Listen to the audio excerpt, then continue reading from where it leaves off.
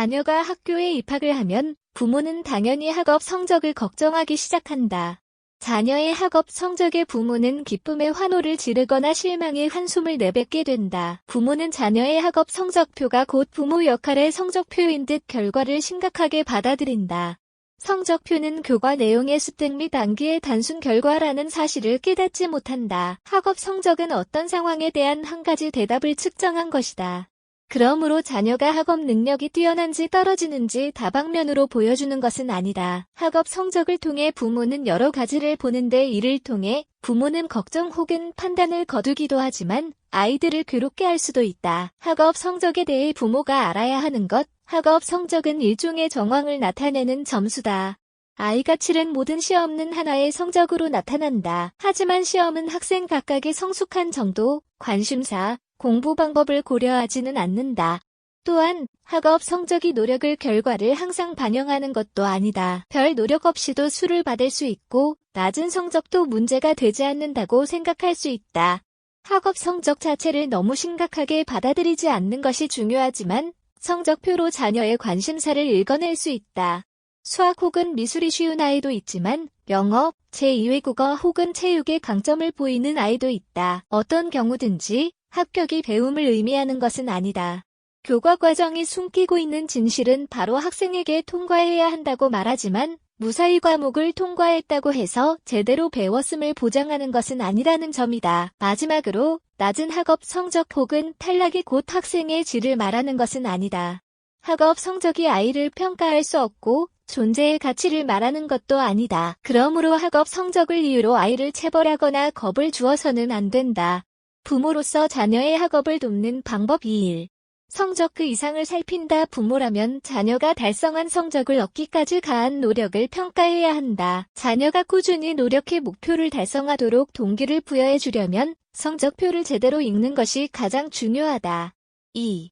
매일 노력하도록 동기를 부여한다. 칭찬을 하려고 성적 발표 날까지 기다릴 필요는 없다. 매일매일 학교를 다니며 노력한다는 것을 알아주자.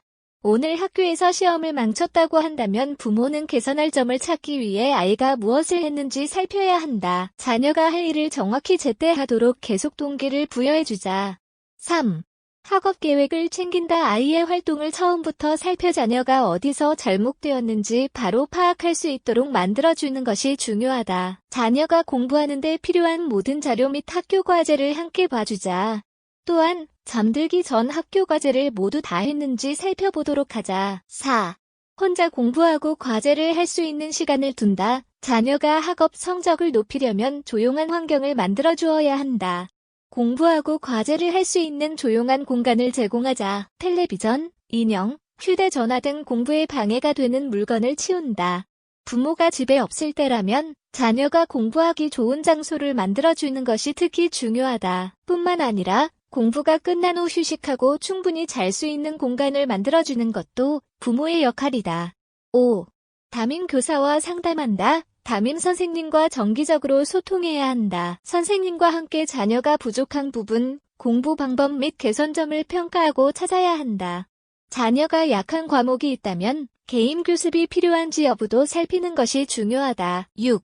겁을 주거나 성적을 대가로 약속하지 않는다. 기대하는 성적을 받았을 때 보상의 일종으로 선물을 사주는 것은 성적 향상을 위한 긍정적인 수단이 아니다. 대신 충분한 격려와 축하를 보내야 한다.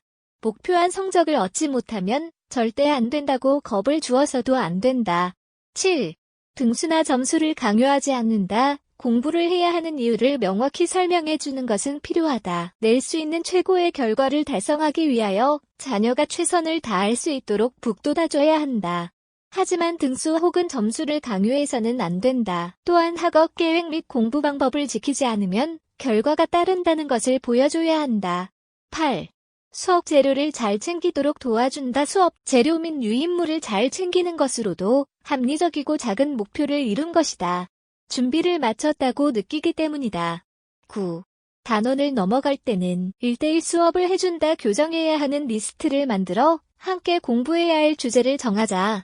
지치거나 좌절하지 않고 목표를 달성하는 데 도움이 된다. 우선순위를 정해서 무엇부터 해야 할지 결정하자. 한 단원이 끝나면 차례차례 다른 단원으로 넘어가면 된다. 자녀의 학업 성적에 대처하는 부모의 자세 원인을 찾는다. 자녀의 학업 성적에 걱정이 되는 부모는 담임 교사를 만나서 이야기를 들어보고 함께 학업 계획을 짤 수 있다. 학업 성취도가 낮은 원인이 노력의 부족에 있다면 부모가 매일매일 공부를 봐주고 교사에 대한 동기를 부여해줄 필요가 있다. 조용히 자녀와 대화한다.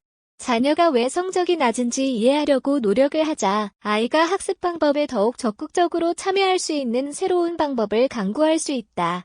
성적 때문에 화를 내거나 다투지 않는다. 화를 낸다고 해서 성적이 오르는 것이 아니다. 차라리 성적이 나아지지 않는 원인을 찾는 데 집중해야 한다. 아이의 책임감을 길러준다. 성적은 노력의 산물이고 학습에 대한 헌신의 결과다. 말도 안 되는 변명을 하도록 내버려 두지 말자. 성적이 낮은 원인이 선생님에게 있는 것도 아니고 공부에 집중하지 못하도록 하는 친구에게 있는 것도 아니다. 친구 또는 또래 친척과 비교하지 않는다. 모든 학생은 저마다 다른 특징을 가지고 있고 각자의 장점과 단점이 있기 마련이다. 성적을 이유로 체벌하지 않는다. 체벌은 부정적인 결과를 초래해 성적이 더 떨어지거나 흥미를 잃을 수 있다. 마지막 조언 학창 시절은 자녀가 성장해가는 과정이고 학업 성적은 그 과정의 하나다. 어려움을 극복할 수 있도록 항상 격려해야 한다. 새로운 도전을 맞닥뜨렸을 때 적응하고 풀어나가는 것은 학업은 물론 인생에서도 좋은 교훈이 될 수 있다. 마지막으로 공부 방법을 강화했는데 성적은 그대로라면 학습 장애가 있는 것은 아닌지 살펴봐야 한다. 담임 선생님이 아닌 다른 교육 전문가를 찾아서 진지하게 상담을 할 수 있다.